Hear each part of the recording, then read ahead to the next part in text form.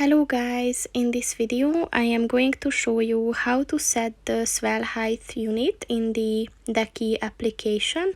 But first I just want to mention, don't forget to subscribe to my channel, because at 10,000 subscribers I am going to show you my whole YouTube revenue statistics and growth strategy, as well as how to make money online. Let's jump into it. First of all, open the application on your phone. And then click on the U button at the bottom of the page on the right.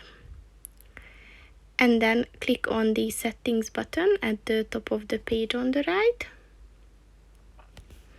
And then click on the weather button. And at the swell height section, as you can see, you can add it in meters or feet. So just click on the one that you want to use.